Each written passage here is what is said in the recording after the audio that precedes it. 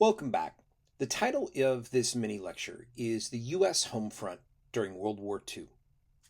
Part 1.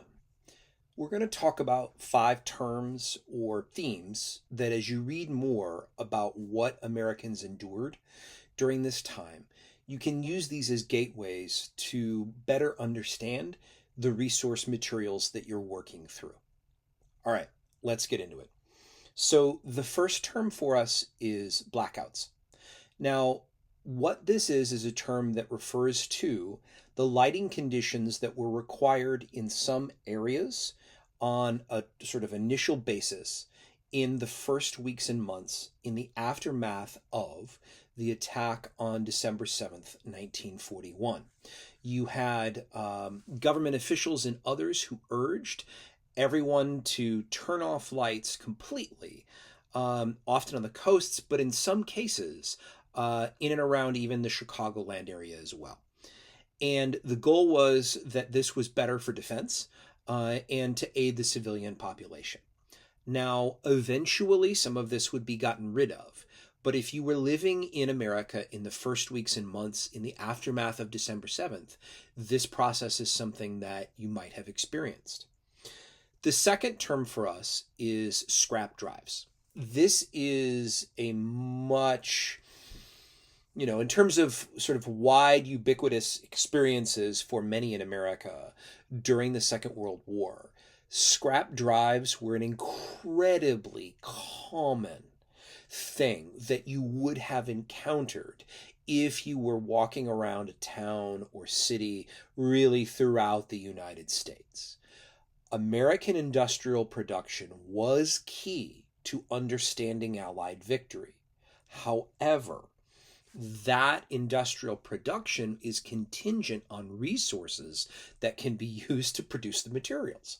And so being able to have metals that can be recycled into the weapons and material of war, both for the American Army and for the Allies, was critical.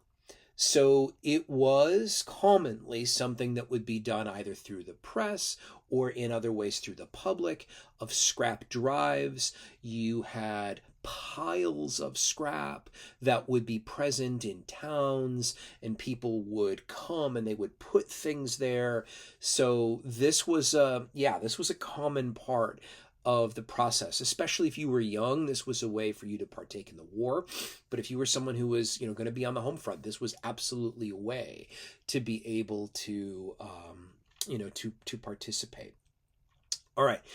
The third term for us just generally is the consumer economy. So I think it's important for us to recognize that a number of aspects of the consumer economy in America during the war pivoted towards a wartime production footing, which means they're not going to be producing new consumer goods. They're going to be producing goods for the military. So largely, for example, you're not going to be able to buy a new car in America during World War II, by and large. And so that, along with other industries, really do pivot their production to entirely producing armaments and material for the war. So it's important for us to recognize that.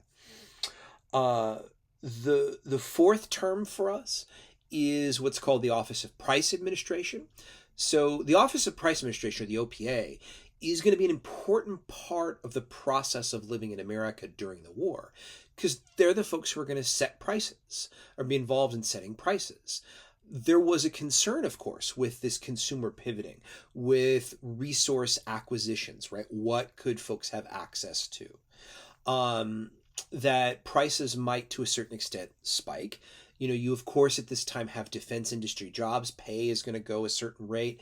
And so the federal government gets involved to begin legislating, what kinds of price regulations can happen.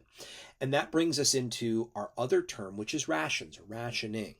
Now, Americans largely, adults at this time, had ration books, right? The OPA is going to be involved in this.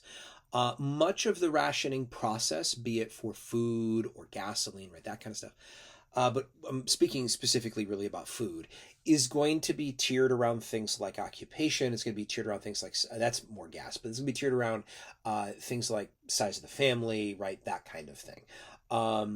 So there's a number of varying factors, and then rationing is going to happen for certain goods as opposed to others. And they were labeled differently, and the idea was that you would have little stamps in your booklet that you could then use towards the purchase of certain goods. All right. Thank you very much.